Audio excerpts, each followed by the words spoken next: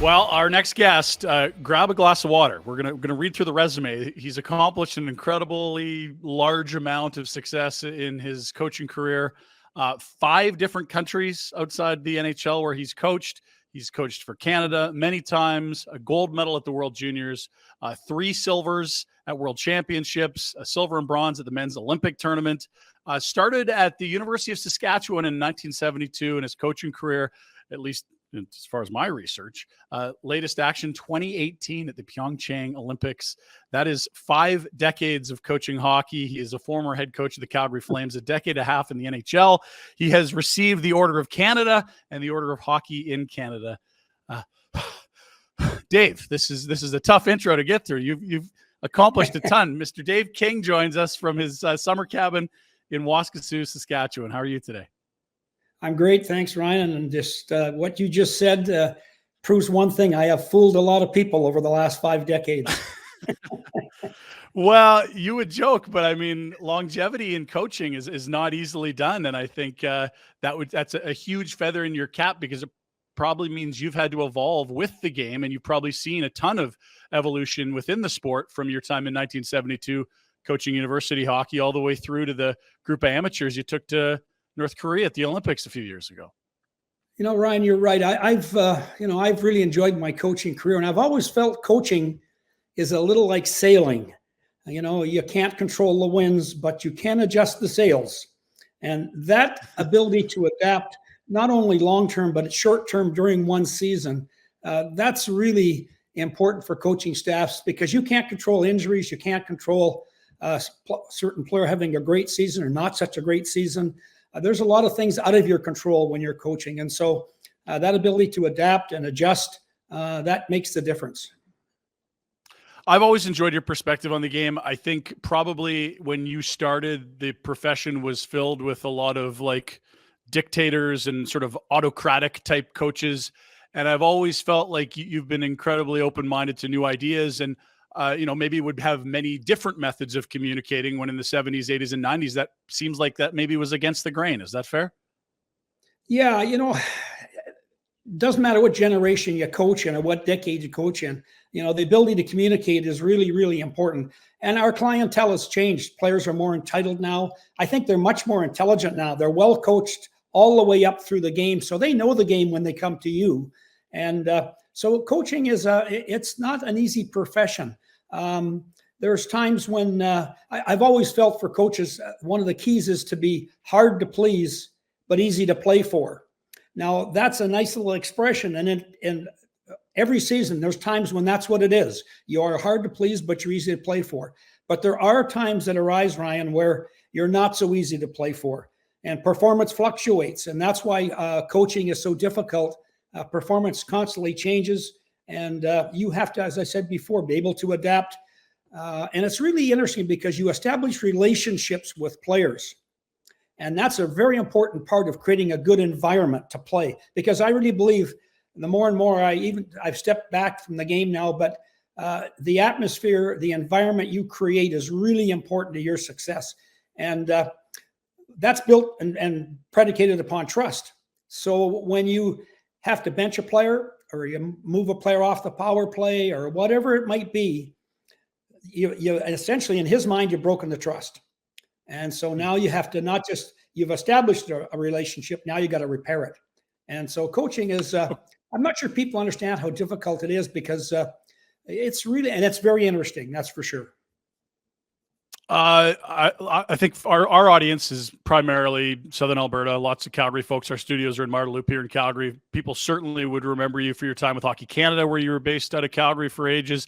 And then also when you got your big NHL opportunity with the Calgary Flames, 1992-93 season, one of 3 seasons, you were the head coach of the Flames. But how did you get to that point? I don't think people under 30 would really understand the concept of the Canadian national team and what that was and how that worked. And you spent nearly a full decade running that program. What did it mean? How did you get there? And what type of a coach did you have to be, working with those athletes that weren't NHLers, but kind of were pros in a weird way? That I think it all made sense at the time, but looking back, like, what the heck was this national team?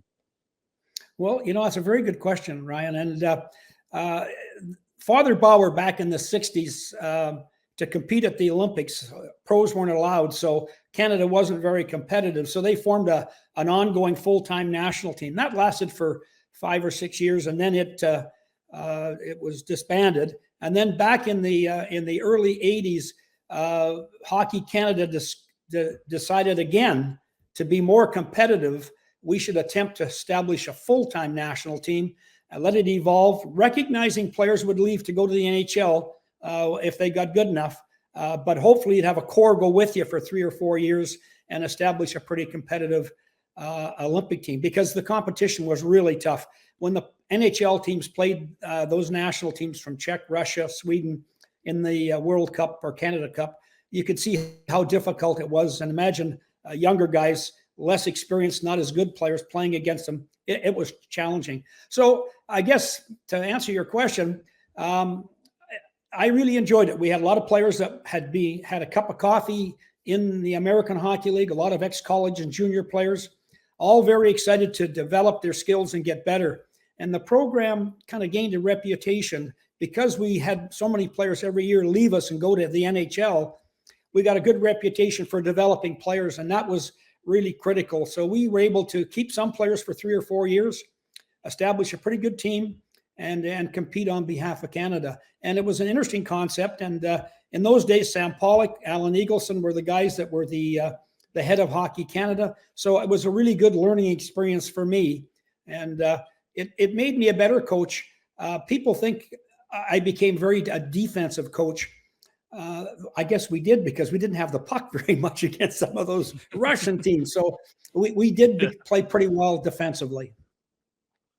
It's funny because, right now, the best players in the world, they just generally all end up in the NHL pretty quickly. And some of them have to wait a few more years till they're out of contract in Russia. And some might, cook a little longer in Sweden or Czech or Finland, or go to the American League. But all the best players they get to the NHL. That seems to be how it works. But in that era, I feel like this whole national team program was built upon, we got to go play Russia, and their best guys aren't over here, or there's still many of their best that are over there. And you noted some other countries as well. But because Russians couldn't freely come to the NHL, that wasn't a thing. That almost forced you guys to build a national team. It's weird how it was almost reactive in a sense. What did those teams look like, and what was that like? Because you have Cold War stuff going on, and then the way that the Russians did play, and still to this day play quite differently, as we'll talk about when you get to the KHL. That would have been just an eye-opening, mind-blowing experience. Can you walk us through that dynamic of, the 70s and 80s with what Russia was doing?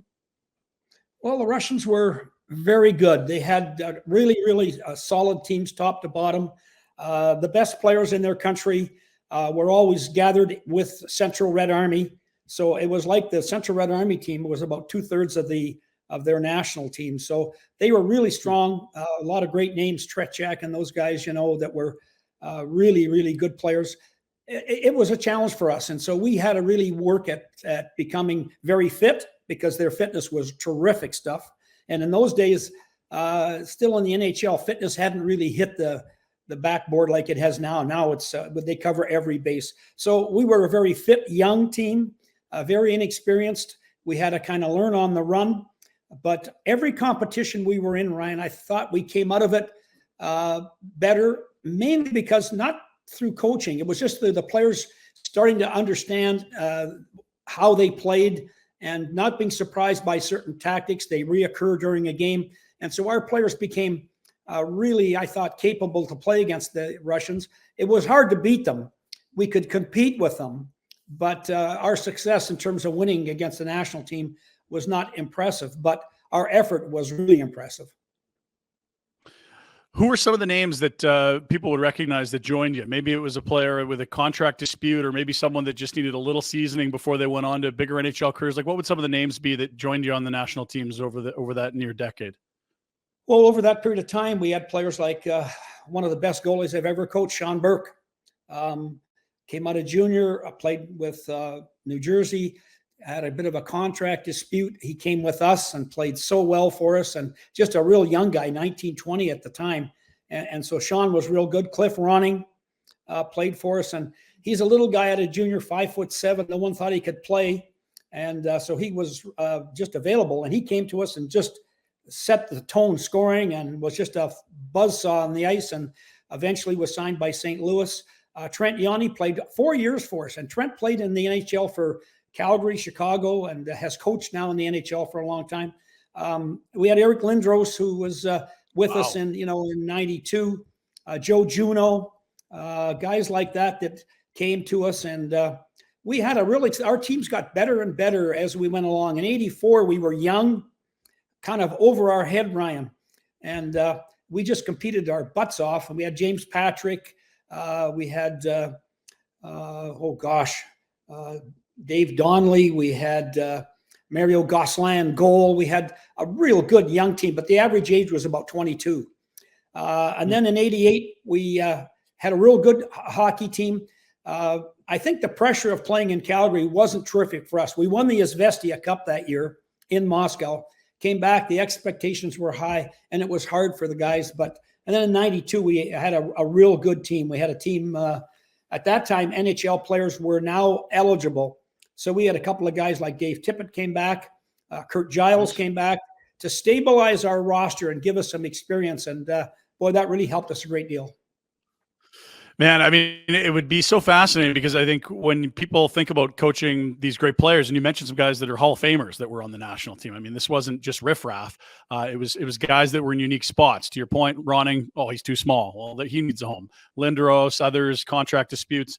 But you would probably have the season would feel like maybe 2/3 training camp and 1/3 actual playing, because these are short tournaments you're taking these teams to, or multiple short tournaments. That's going to be a very, very different approach than, say, an 82 game schedule.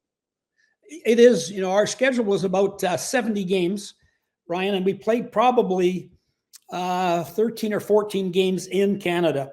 The rest of the games were played in Europe. We would go over. We'd train in Calgary for 2 weeks, and then we'd head to Europe during their schedule break for their leagues, and we'd play their national teams in tournaments.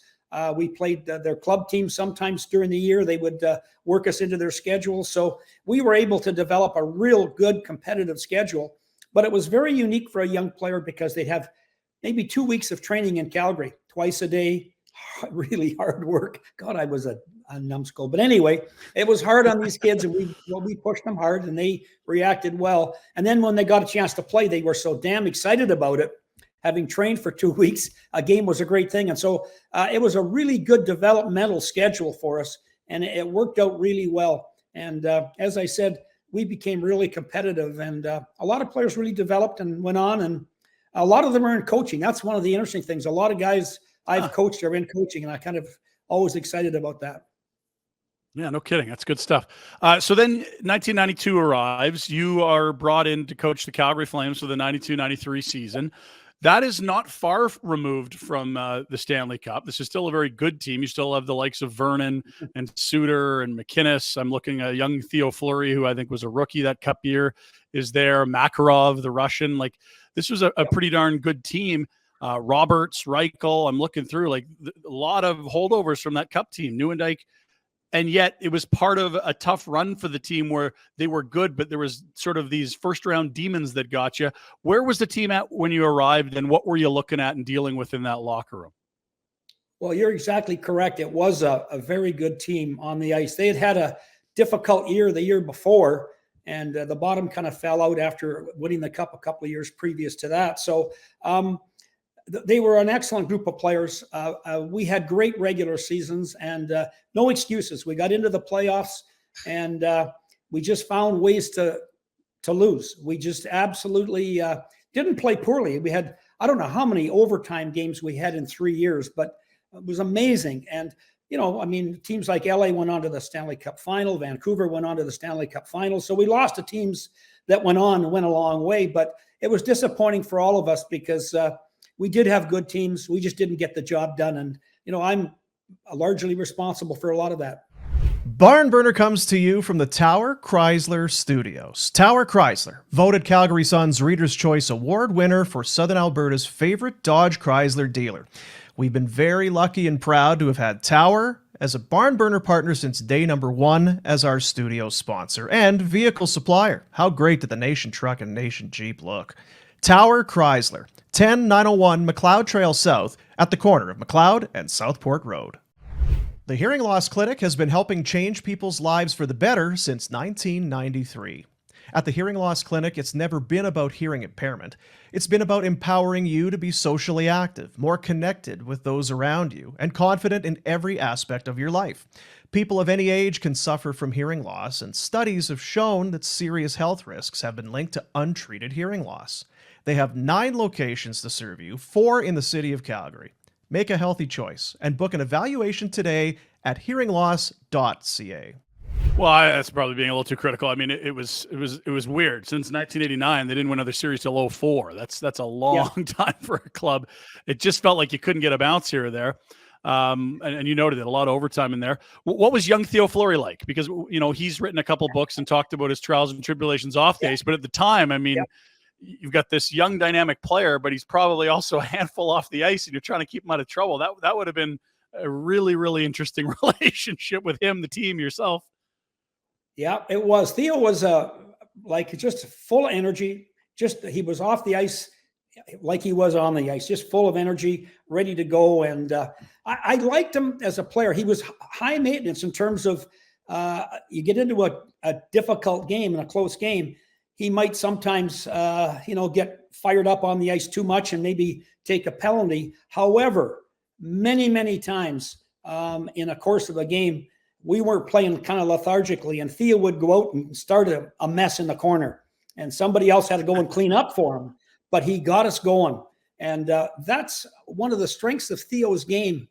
A terrific player, hardworking guy, but he was a real catalyst. He could take a game that was not unfolding the way you wanted it. He could change it. Now, sometimes the other way too. We take a penalty at the wrong time, but for the most part, boy, he was a real terrific player. And I followed his career a lot after that, and when I coached in Columbus, we had good talks when they came in to play us. And, Theo was a guy who he was a real model for a lot of small players. Like, he played very well at a time when small players couldn't play. He played before the rules were changed to allow small players to play and play effectively. So you got to give this guy a lot of credit. He was a great competitor. I'm always confused why he doesn't seem to get more love for the Hall of Fame, and they don't ever talk about their process. But I thought, man, if you want to talk about a guy that broke the mold, people his size just couldn't make it in the sport at the time. It was incredible what he accomplished on the ice. Yeah, Ryan, I totally agree with you. I think he's a natural for the Hall of Fame, because I'll tell you, in that era, stick interference, clutching and grabbing, some guys who played in that era couldn't play now because they couldn't skate at the tempo that they play now. So they had to use their sticks, use their hands, grab and hold and slash. And so Theo played through a lot of stuff, and he was terrific. And so it is good now that the rules have changed. I like the way the game has gone. Now that's a game of more skill makes a difference now more than ever before. At one time, it was just toughness. It was just the ability to check and hold, and the rule book was there, but no one enforced the rule book for the most part. That's fair. Okay, so bigger picture, you're 3 years in Calgary. I think to this point, we've already seen Gilmore leave. You will lose both of those great defensemen in Suter and McInnes. Nieuwendyk will be gone. I believe it also sort of coincided with salaries becoming public at the time, which is a big deal in the NHL. And Calgary at that point, for whatever reason, was a small market and not really willing to pay market prices. You could make more playing for the Rangers or the Leafs, huge markets. There wasn't a cap. I mean, walk us through what that sort of did to the room as you slowly saw this trickle of these veteran cup winners leaving. Yeah, it was a fact of life. You're correct. Suddenly, salary information was available. It looked like a couple of those players you're talking about wanted the $1 million mark. And that made us all nervous. Ownership, everybody was nervous about kind of breaking that $1 million barrier. And where was this going to go? Where would it stop if it started? And so we did make, there was trades made that to retool, get younger players, maybe get a couple of players in terms of letting a big salary go. You could add a couple of more players and win through depth, things like that. But it did change the Flames. But they lost. I mean, we lost some really good players, and Al McGinnis was a big loss. Mike Vernon was a terrific loss. Mike was a really good goalie, but again, salaries became a factor. We were a small market team, and there's no question the attraction of playing in the U.S. in big markets was something all players wanted. So, yeah, it was difficult to watch. And then as you said, Ryan, for 9 or 10 years, the team struggled to make the playoffs, and it was a tough time. And the loyalty of the Calgary fans was certainly tested, but they passed the test well. You know, you're right. There was some lean years in there. It was a quiet building, but you still had that 12, 13, 14, 15,000. Even if the teams weren't making the playoffs, that would have been sort of from 97 through to 04. But it was challenging times. What was your relationship like with ownership when that was happening? Because you noted that, like, there's got to be a lot of, I guess, uncertainty and fear when all of a sudden it's like, oh, well, this guy in the Rangers is making 1.5. I'm better than him. Like, come on, guys, pay me. Yeah, our ownership was, they were terrific. It was the Seaman brothers, people like that, Harley Hotchkiss, just some wonderful. Bill Hay was involved in us as an advisor. There were some really, really good people. And, you know, the Flames was established as an NHL team, but the philosophy of the ownership was they wanted the team to do something for the city and do something for the province. They wanted to see sport, not just hockey, sport grow within the province. So a lot of the profits were plowed right back into amateur sport in the province of Alberta. So it was a very unique situation with that Flames 75 project that they established to funnel money into youth sports. So it was difficult for these people because they had this philosophy they wanted to maintain. Salaries were starting to move up to a level that made everybody very uncomfortable. And so the decision was made, we're going to have to, adjust, and we can't keep everybody. If somebody breaks the mold in terms of 1.3, 1.4 million, that sets the bar for everybody else. And they didn't want that to get away. They wanted to keep things operating at a budget that they felt was fair. So, yeah, it's a lot of teams suffered that, not just Calgary. This came up the other day on a chat we had with Jason Weimer. The other thing, too, is your exchange rate was a big thing because, a lot of guys would be getting paid in U.S. dollars. Today, everyone is, but I think back then it might have been a mixed bag. So you're collecting tickets and popcorn revenue and TV and radio rights in Canadian dollars, and then you're paying out your expenses in American. And if the exchange rate ain't right, you might lose 20, 30 points off what you had budgeted the season prior or whatever it may be. Yeah, there was a lot of those considerations, Ryan, that went into operating a franchise, because you're right. Some of your players made Canadian dollars, and a lot of your players, they're not a lot, but there's enough players that were on two-way contracts where you could send them down and back and forth. So it was a time when the game was really changing financially, and all of a sudden the game was going to, and for the players, obviously it's a better deal now because they are getting paid well, but that was the start of the process. It really affected the Canadian cities a lot because we had to deal with that Canadian dollar versus the US dollar. But, we had strong ownership. We had stable people. Flames knew exactly what they were doing. And, we had some adjusting to do, but we did it. There would be a work stoppage that followed, which isn't surprising given all the topics that we talked about. And that came the season after your 3 seasons had finished in Calgary. You ended up in Japan for that season, if I'm correct. Tell us how that came to be, because to go to coach the Calgary Flames and then your next stop is in Japan, that's safe to say that's a non-traditional path. Yeah, I had a chance to go coach the Los Angeles Kings, but the gentleman who owned the Kings, I think, was thrown in jail at that time. So I just felt like that didn't sound like a good one. So I had, through my international hockey with Hockey Canada national team, we had played several tours every year in Japan. So I knew the federation well. They contacted me. They were going to host the Nagano Olympics. They were concerned that they were going to be embarrassed, not competitive. Would I come over and help with the national team? But more importantly, help educate their coaches to coach at a higher level, because they knew Nagano was coming up. So I got a chance to work there for a year and a half, and I really enjoyed it. That was one of the nice things about my coaching career. I had a chance, as you said earlier, Ryan, coached in 5 different countries and really enjoyed that. I found that to be really interesting because every country has its own hockey culture, distinctly different. And so that was really a terrific experience for me personally. Now, was that something where was awareness about the sport at that point? And maybe what were some unique experiences that you could only have had in Japan being a hockey coach from Canada? Well, first of all, the Japanese players were small, quick, and very polite. So small is not good.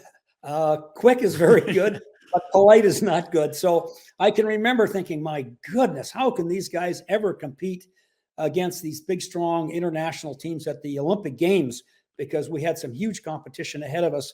But, and one of the most interesting experiences, the first practice, Ryan, I ever watched, I went over in the summer and the national team is practicing. So I'm watching the team practice, and they're doing some line rushes, breaking out and going down in through the middle zone, attacking 3-on-2 or 5-on-2.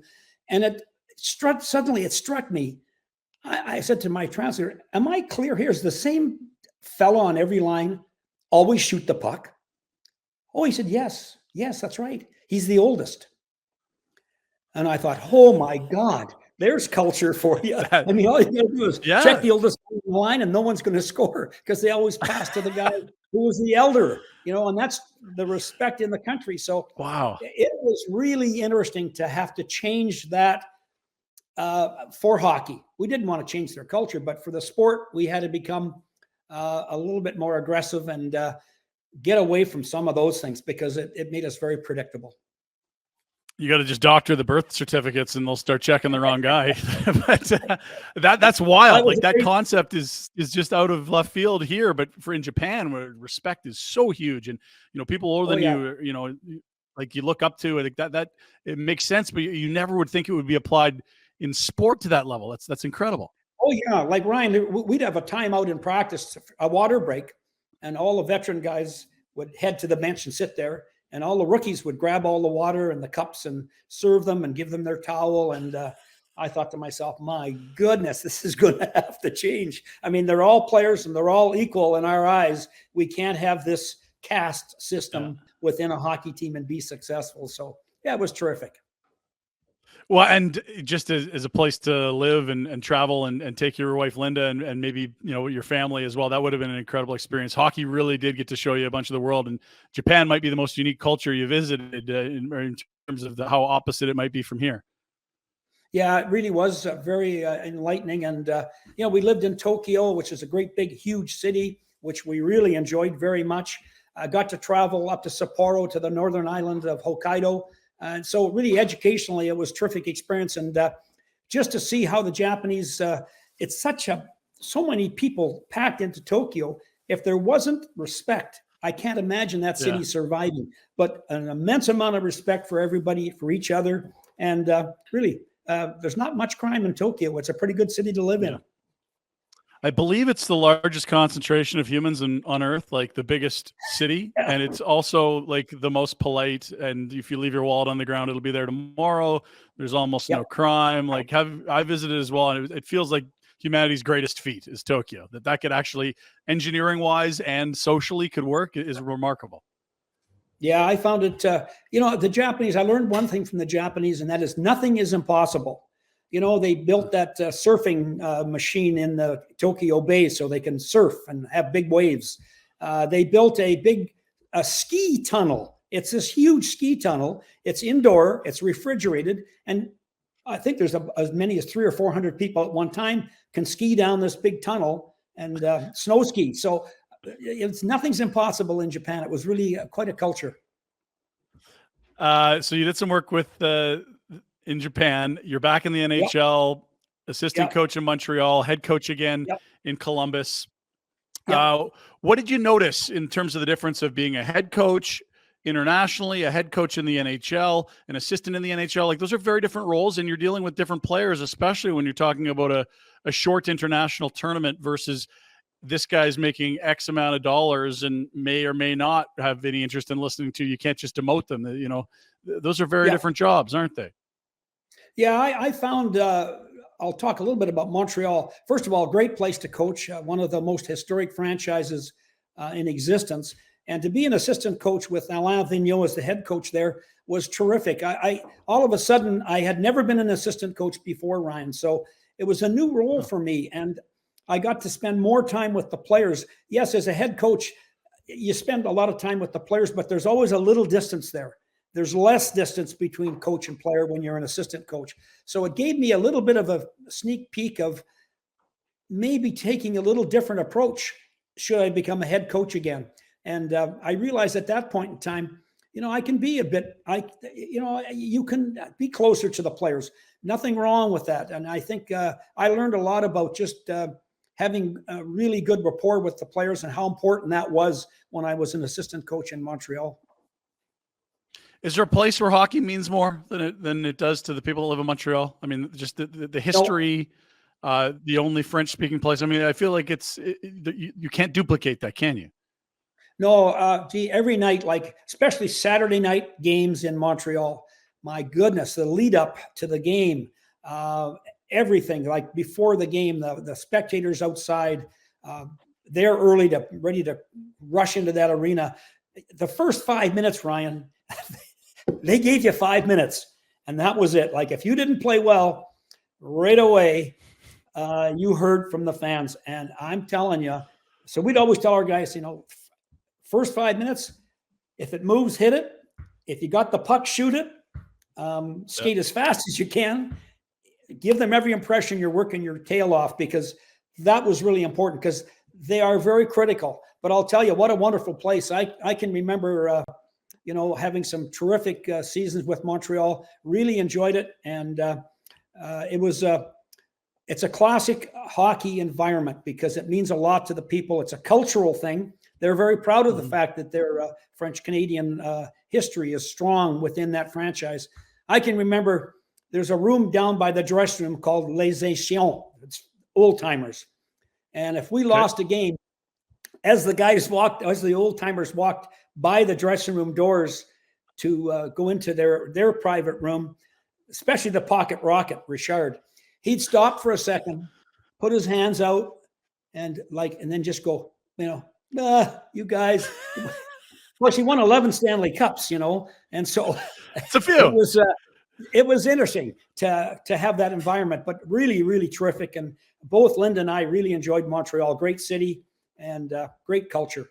Call Peter Klein at McLeod Law at 403-254-3864 or go online at mcleod-law.com. You can also find them on social media at McLeod Law LLP. You know Peter Klein at McLeod Law, personal injury guy, but also he's the go-to guy in the city for your disability insurance claims. If your long-term disability insurance company is refusing to pay insurance benefits to you, contact Peter. He's going to help you out. He'll get you the disability benefits you paid for and you deserve. He'll get you your peace of mind back, the peace of mind you paid for.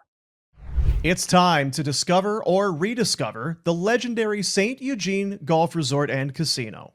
Planning a golf trip, a romantic getaway, or maybe just some tranquility away from the city, St. Eugene is the answer.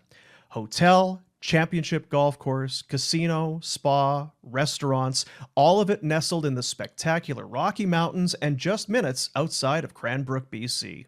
Visit their website, steugene.ca, and experience the history and heritage of the St. Eugene Golf Resort and Casino. Did you learn French? Did you already know French with your time on the national team? You would have had some players from Quebec. I know for a head coach that's important there, but I'm more curious about you and your approach. You usually like to immerse yourself as much as possible. Yeah, I knew enough French. If they spoke at a reasonable rate, I could understand. And I'd taken French starting in grade 7 in Winnipeg when I lived there. So I'd had 3 or 4 years of high school French. So I had enough to get by. Although in meetings, if they broke up into French and got passionate, I was out the window in terms of trying to figure out what they were saying. But they were terrific. The team, has a French-Canadian connotation to it, strong one. But they operate, really speaking, in English. And, Régent, who was the GM and a wonderful man, Alain Vignon, really a good young coach. It was a great situation. And I was always very proud to be part of that organization because it is so historic in hockey. Yeah, that's fair. And your next stop was not historic and you didn't need to know much French. You were off to Columbus, where the Blue Jackets were not an expansion team, but not far from it, I imagine. Where were they at? And what kind of a situation were you walking into there with, I believe, Doug McLean running the show? Yeah. We were an expansion team. In that era, ourselves and Minnesota came in the same year as an expansion team, Ryan. And they weren't hospitable to the new franchises in those days. Yeah. You didn't get a lot of really established players. Now expansion is designed so that the team coming in expansion has an opportunity to be relatively competitive. In fact, quite competitive right away if it's operated properly. We had a a real difficult time, as did Minnesota. We both came in. Jacques Lemaire was coaching there. I was coaching in Columbus, and it was a battle all year. We wanted to see which of the expansion teams could finish in front of the other, and we finished ahead of them, which was our big satisfaction. We actually finished pretty well. We had a record for a little while for expansion team points, and it was a good group.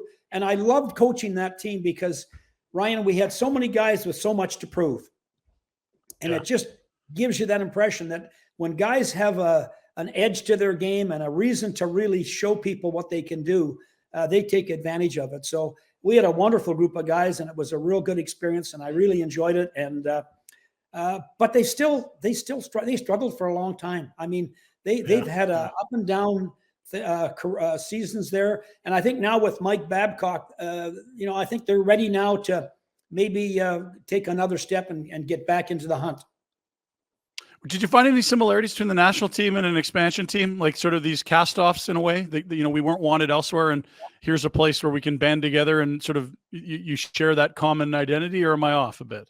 No, you're right on, Ryan. That's a very good comment, by the way. I think that's your ace in the hole when you're an expansion team in those days was, we have to prove to people that we're better than they think we are. And so we were all on the same page. Everybody played for each other. It was really easy to coach that team in terms of there wasn't a night that we wouldn't compete. We always gave our best effort. And we had Dallas, Detroit, and they were loaded with great teams in those days. When we played Detroit, their 5 guys on the ice, if they had the top 5 on the ice, made more than our whole roster by a good portion. Jeez. So, this was the edge we needed. We had to compete. And I really enjoyed it. I thought it was terrific. And, Gerard Gallant was on our staff, Newell Brown, some really good assistant coaches. And wow. I really enjoyed it. It was terrific. That's interesting. You're nailed it where we watched Seattle and Vegas. And I think it's been a while since there was expansion prior to that, but it is so night and day what the expansion teams in the 90s and early 2000s were given. It was scraps. And now it's like you might get a top 4 defenseman like Mark Giordano, a captain.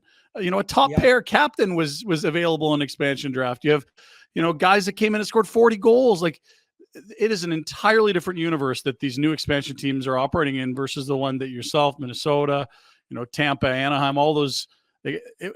People forget how bad those teams were. San Jose was miserable, I believe, in one of their first couple of years. Ottawa was awful. It was so much tougher then. Yeah, Ryan, it was. I didn't make, I know they had their expansion fees that went to the league and that every team got a portion of that. And so it was a payday for everybody in the league. But to have teams so over their head didn't make a lot of sense. And I thought when they changed the expansion rules to make teams more competitive, it was very exciting because to see, for example, Vegas in their first year go so far, very impressive. Seattle last year going as far as they went. I think it adds a real reality check for everybody. Yes, they have talented teams, but they really work too.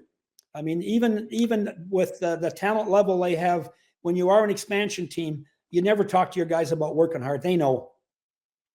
Yeah. You can't control skill level. You control your work ethic. And that was always the rep, right? These teams are going to work, but maybe won't have the skill we have. That comes to an end. What was year one like there in terms of the sport in Columbus, in the state of Ohio? Ohio State football is king there, obviously. And then where was the state of the sport when you left? Because to your point, you were handicapped by the rosters the league would allow you to collect. But at the same time, people were starting to learn about the sport and probably enjoying coming to live hockey, which I always think is the greatest selling point of this game. It's not watching on TV. Get people in the building, and they love hockey. Yeah, Columbus is a wonderful franchise. I mean, the fans embraced it. They understood an expansion team. It was easy for us to sell because when Detroit came into town with all the Russian players and Dallas with defending Stanley Cup champions, things like that, it really made it a very marketable games to go to. And the fact that we would compete so hard, I think, was very entertaining for fans. And Columbus is a great franchise. It's a beautiful building. We had really strong ownership. And I just felt it was going to be a really, really good franchise. As I said, they've had a couple of blips where they've had pretty good years, but they've not been consistent like I think they had hoped. And so, I think now it could be a new era there, hopefully. But with Ohio State football, believe me, you are competing against a huge entity. My goodness, I went to some games. It was unbelievable. Like, I can remember driving down the freeway one morning, and Ohio State was playing Michigan that afternoon. I was going to the morning practice, and people were throwing these Wolverine teddy bears out the windows of their cars and driving over them on the freeway. I thought, my God, what have I got into here? But that was Columbus. They hated Michigan. They hated everybody, but they had great teams, and it was terrific. It was a great sports town, really a great sports town. We had a soccer team that was the best in the MLS and won the championship a few times. But the hockey became a really important entity there, and still is. And you guys would get an attendance bump when college football was done, I imagine. They always talked about that in some of these markets where college football's king. You get into, December, January, February, and all of a sudden you'd see bigger crowds, and you could schedule a game on a Sunday afternoon. Yeah, we had great spectatorship in Columbus. Even during the football season, our games would sell out. I think we sold out almost every game. We were something new.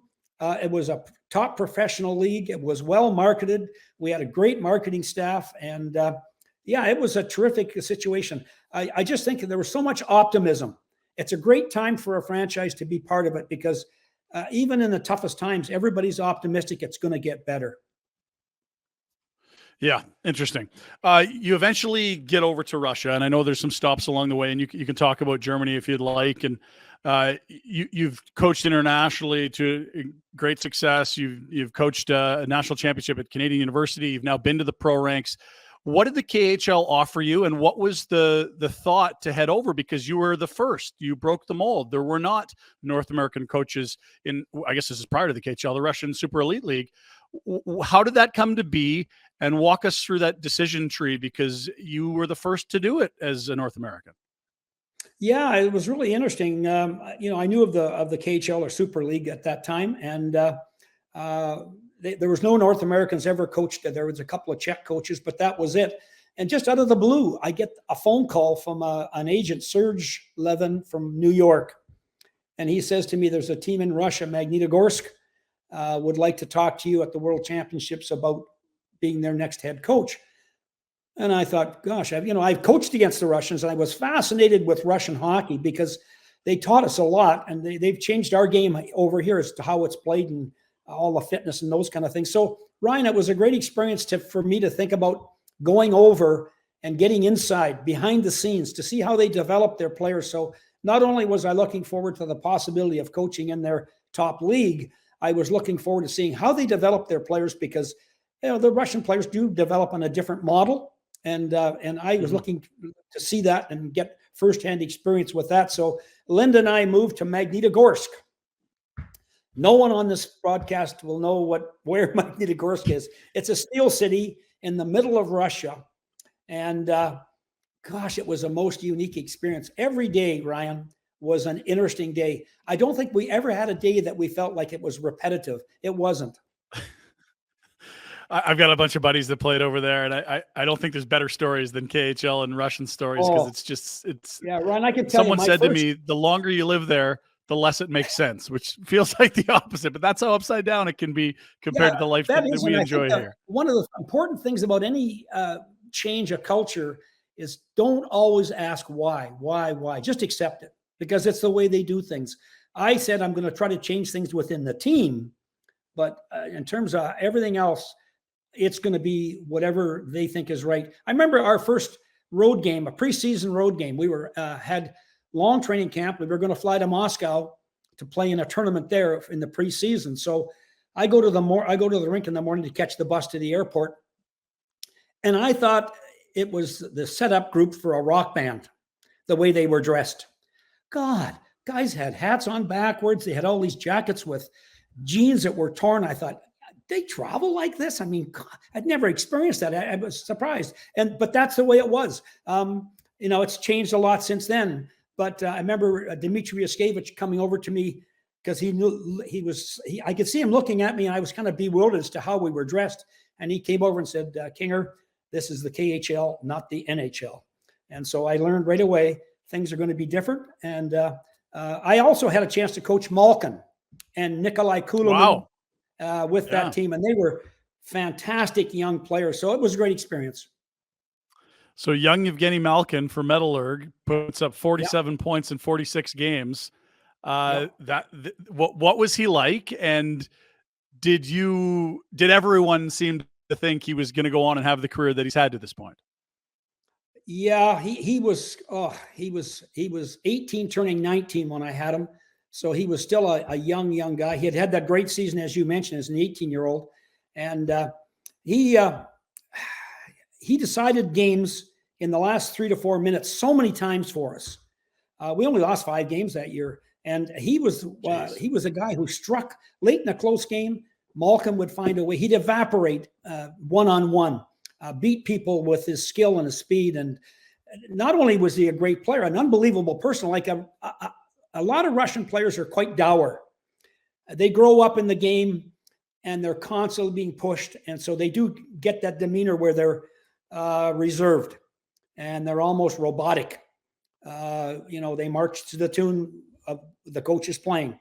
But Malk was really different, very outgoing, big smile on his face. And he was a really important part of our team because he was our best player, but also a very different character and truly a good hockey player.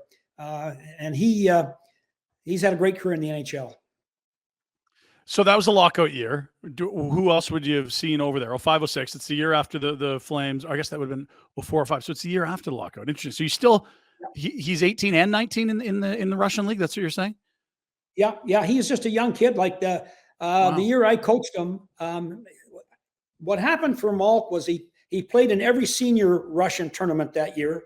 Plus, he also played in the World Junior Championships. Plus, he played in the KHL. So the guy was just completely overplayed. And in the playoffs, it became a factor because he just was dead tired. But he was that good. And he was just a guy who you could tell right away this was going to be probably a legendary player in Russia. And that's what he's become. I mean, you can talk about Ovechkin, but Malkin will also be revered over there in that same class. Outdoor Dental is dentistry with no needles, no drills, and no stress. Their Solea laser treatment is an excellent solution for people who experience dental phobia. In 1 to 2 minutes, you'll be relaxed, comfortable, pain-free, and back onto your day in minutes. Also, Outdoor Dental does snoring treatments. 2 15-minute sessions can increase the tension in the soft palate in the back of your throat, which reduces snoring. It's non-surgical and pain-free. Again, just 2 15-minute treatments. Outdoor Dental does snoring treatments as well. 2 15-minute sessions can increase the tension of the soft palate, which reduces snoring. It's non-surgical and pain-free. Also at Outdoor Dental, dental implant treatment can be scary for many, confusing, expensive. They use cutting-edge dental technology to ensure you're happy, healthy, and you'll feel confident in your results. Check them out online. It's Dr. Jay Patel at outdoor.dental. Vina Nova is Calgary's lab-grown diamond specialists. They're the only store in Calgary that specializes exclusively in lab-grown diamonds. You know you're getting the largest selection of loose lab-grown diamonds and jewelry in the entire city. Savings from lab-grown diamonds can be as much as 80% off. Visit vinanova.com or check them out in their downtown showroom on the second level of Stephen Avenue Place. What is a lab-grown diamond? Well, lab-grown diamond, simply a diamond that's been grown in a lab. They have the same chemical composition and crystal structure as natural earth-mined diamonds. Due to its identical nature, lab-created diamonds have the same hardness, right refraction, and pretty much the same as a natural diamond. Only difference, they're lab-created and referred to as synthetic because they are chemically and physically the same, but are man-made. Be confident knowing you can save up to 80% compared to mined diamonds pretty much across the board. You want a custom design done? Vina Nova can do that as well. Just give them a few weeks of heads up to complete your custom piece. Find out more at vinanova.com. Yeah, and I think a surefire Hall of Famer here. I mean, it's just one of those guys, 3 rings. It's weird. It's almost like if he didn't have a certain teammate, we might talk more about him, but I think he might find that okay. The league over there isn't built for a coach that doesn't speak Russian to come in and start coaching.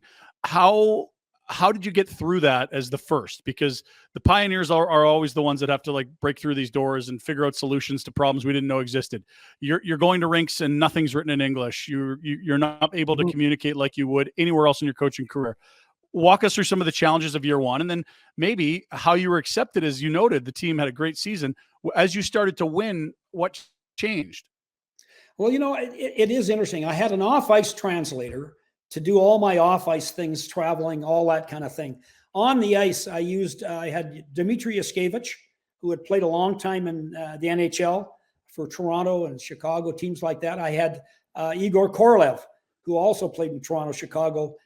So I had a couple of other players that spoke English, but those two guys that played in the NHL, Ryan, they knew the type of game I probably was going to try to help us deliver. And so they were really terrific because you could use any slang expression and they could put it into Russian. They understood the game. Technically, they were well coached when they were over here.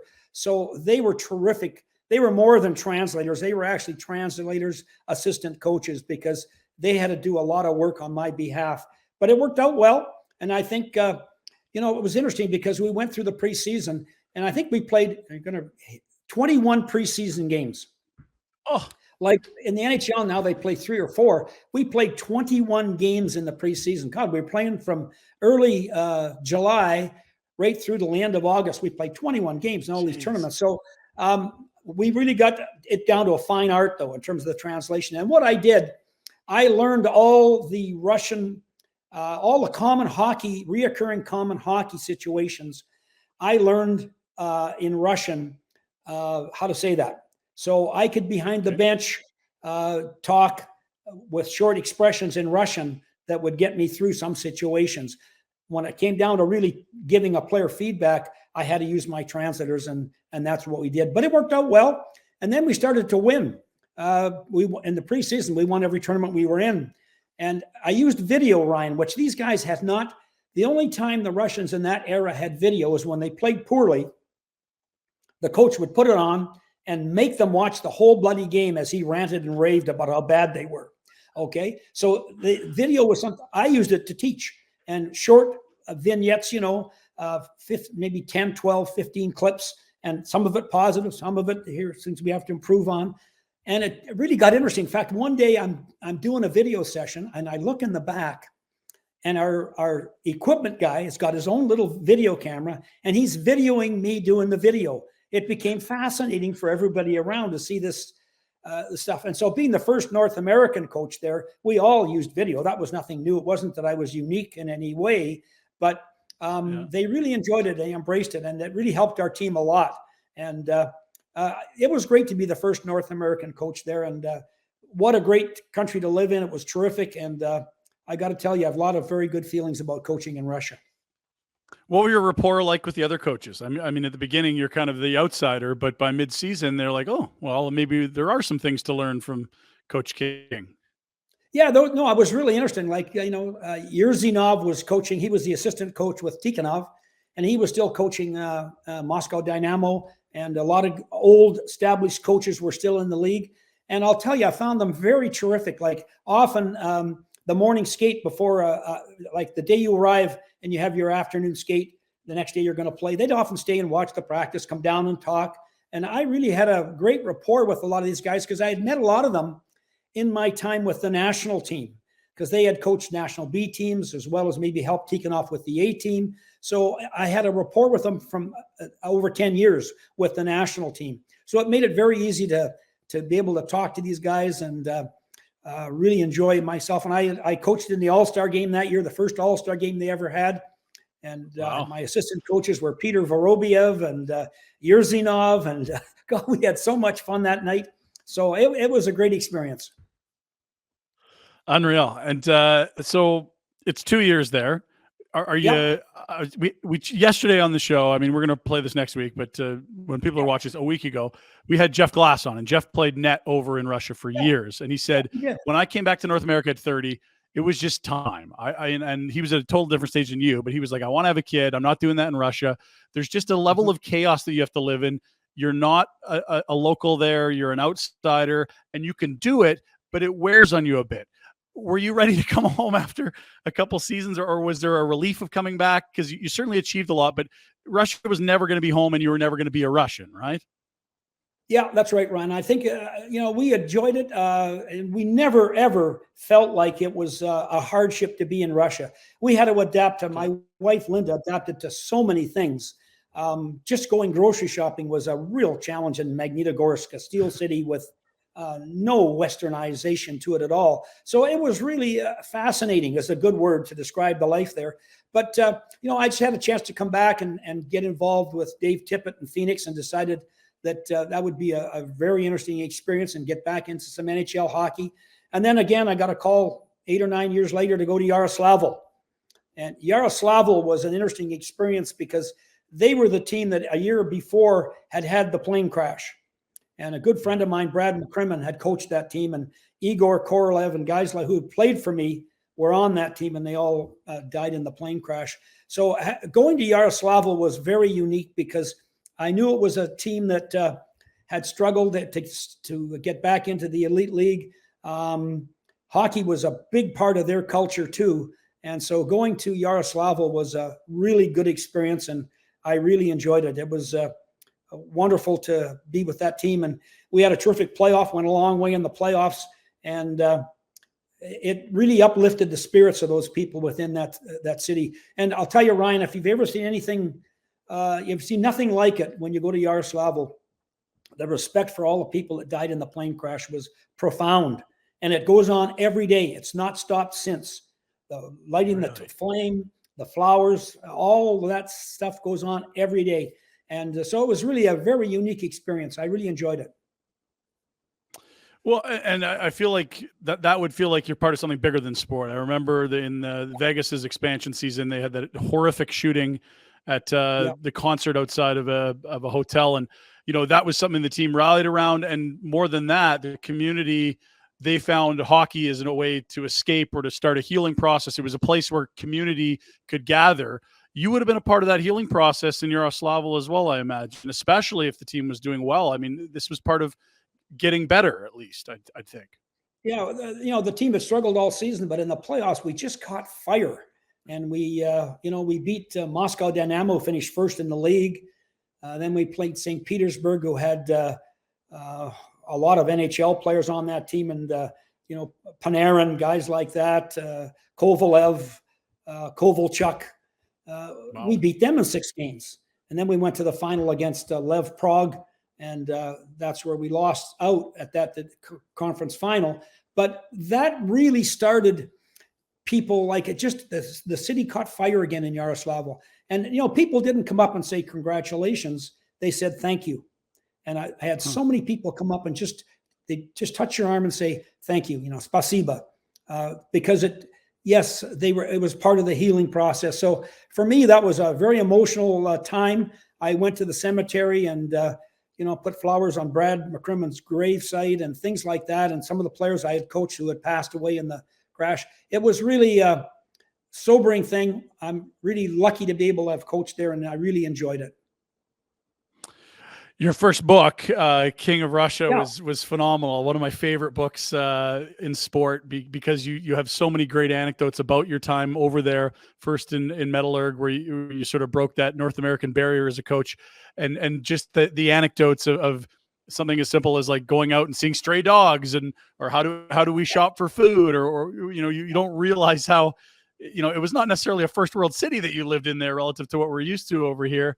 I can't encourage people enough to go find that book and read some of the anecdotes. And you've sprinkled some in as well in your new book called Loose Pucks and Ice Bags, How and Why the Game is Changing. Tell us about the new book, what you've set out to accomplish, and what readers can expect, because you frame it right at the base here. And I'm not drawing drills here. I want to explain the thought behind stuff. You've got great little stories, anecdotes, one-liners. It's a very easy read and a nice page turner for all hockey fans, in my opinion.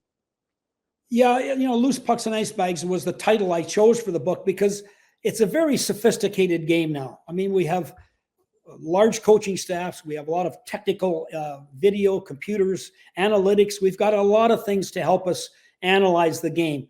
But it still comes down, and it always will, to loose pucks and ice bags. Loose pucks means that you get to the puck first, which allows you to be in control of a difficult situation or a very productive possibility. Ice bags simply means you competed.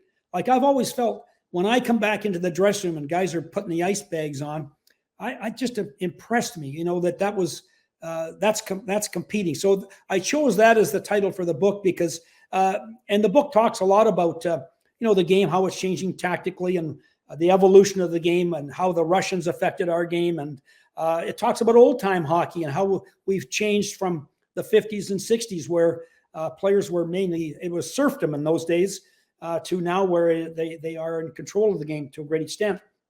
So I really enjoyed writing the book. I tried to make it readable. There is parts of the book that are quite technical and tactical, but still I tried to get the message across that the game is changing and it's changing in a very positive way. And it's an exciting product now. I really like the kind of game we're getting. I think the players just, Ryan, the players are so much better now. You know, it's interesting. My son coaches in Moose Jaw with the Moose Jaw Warriors in the Western Hockey League. And when I watch those kids practice, I mean, their practices are so sophisticated and organized, and the requirements to play the game. They're dealing with, like, if you want to be good, you got to be good at the things that happen a lot in the course of a game. That's simple. And these kids are, because they're well coached, right up from midget up now. The quality of coaching in our country has just gone through the roof. We have some problems with our game. We have some problems with some behavior, and that's the side of the game we have to look at. And yeah, it was an interesting book, and I really enjoyed writing it. I have to give my wife, Linda, a lot of credit. She proofread a lot and did a lot of typing, but it was fun. So you can add editor to the travel assistant and coordinator. I know you never fail to point out how integral she is, not just to helping you in terms of moving around, but the glue to the family, to keep everyone together. I don't imagine you can live in 6-7 different countries and coach around in 3 different continents without massive amounts of help from Linda. Yeah, you have to. I mean, I think, you know, the ability to adapt is really important. And, you know, she has that in spades, and Linda can adjust to any situation. And she had fun. I mean, she enjoyed every one of our coaching escapades. And so that was good for us, really good for us. Couple quick ones. You spend a lot of time in Arizona. You hang on there as a development guy and then as an advisor. That's probably, I bet you'd have a ton of anecdotes about how skilled the young players are that you would get to deal with, be it at the NHL or prospects that are on their way up. And then beyond that, the Pyeongchang experience would have been just a fascinating one that you get sort of brought in for one final Olympics. And I don't know if that was planned or how that came to be, but I feel like if that's the last, you know, place that Dave King's name gets put on as a coach, that's pretty cool that you get to close it out at the Olympics, if that's the case. Yeah, it was really a cool experience. You know, I was very honored to be asked to be part of that coaching staff, along with, you know, Willie Desjardins and Scott, and along with, I forget the other name. Anyway, but it was really a good experience. I really enjoyed it. I felt that we had a good group of players. It was a very unique situation. Sean Burke was the GM, and Sean did an excellent job of doing the international scouting, evaluating players, which is very difficult because they're playing in different leagues. And so our team didn't get much time together. We had to bring it together quickly. And it was a wonderful experience. And they played very well. We lost a real tough game at the Olympics that probably took us out of the gold medal game, but we really bounced back in the bronze medal game and won the bronze. And those kids were terrific. And what a great experience. The Olympics has changed quite a bit, Ryan. There's been, you know, examples now of where the NHL players haven't gone. So it's gone in a different direction at times, and certainly makes it very exciting for everyone. Yeah. Interesting. What makes you happy now? I mean, you're 75 years old, if I'm correct. You've coached for 5 different decades.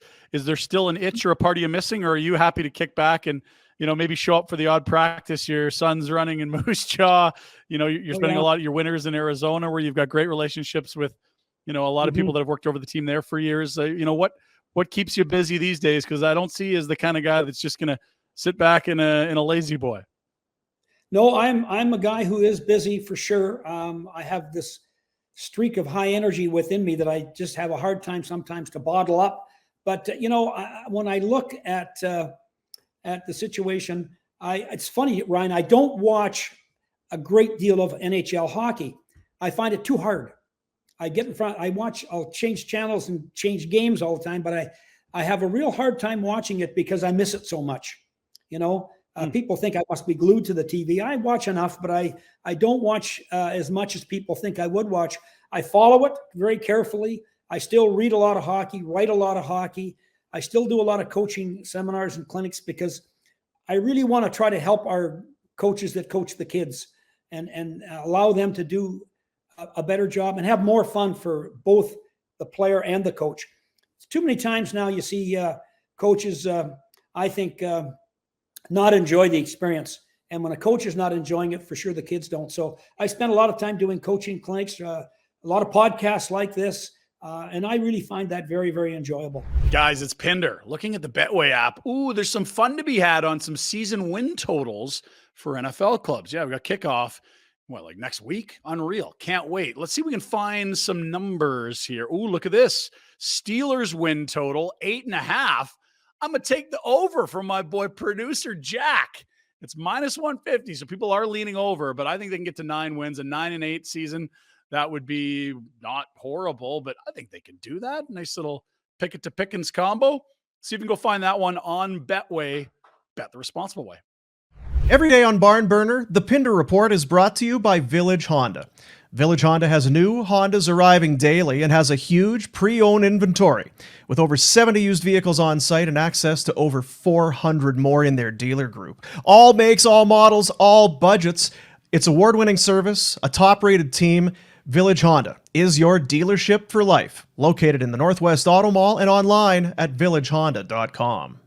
And it's interesting. There's a thread that runs through all this. When you start at the University of Saskatchewan and you do a decade with the national team, like you've always felt not just this obligation to go out and win and have good teams, which I'm sure is important, but you have to develop players and you want to leave the game in a better spot than you left it, whether that's a team or a philosophy you can bring somewhere, be it to Russia or back from Russia to the national team. I mean, where does that come from? That I feel like you feel a debt to the sport that I think is very admirable.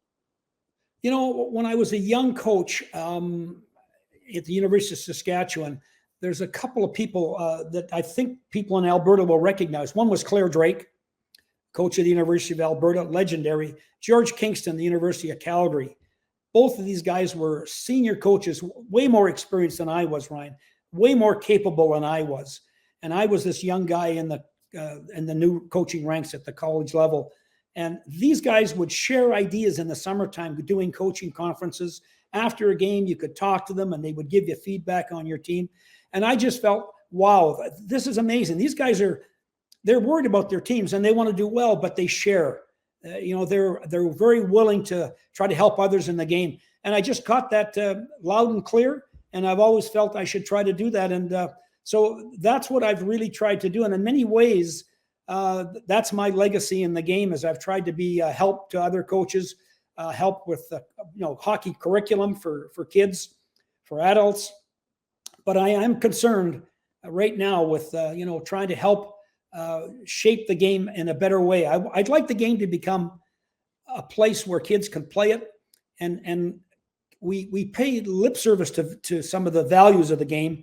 We have to work harder to deliver some of those values to the game. And it all starts with coaching.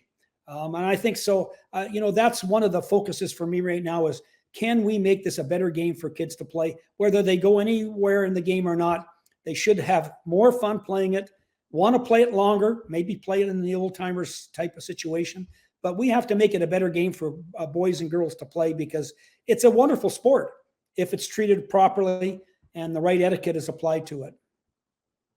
Well, I mean, it's incredible. The passion you have for the sport is really one of a kind. I always enjoy our chats, and great to get you on the podcast here. I want to encourage everyone to head to amazon.com or .ca and grab the book Loose Pucks and Ice Bags by Dave King, How and Why the Game is Changing.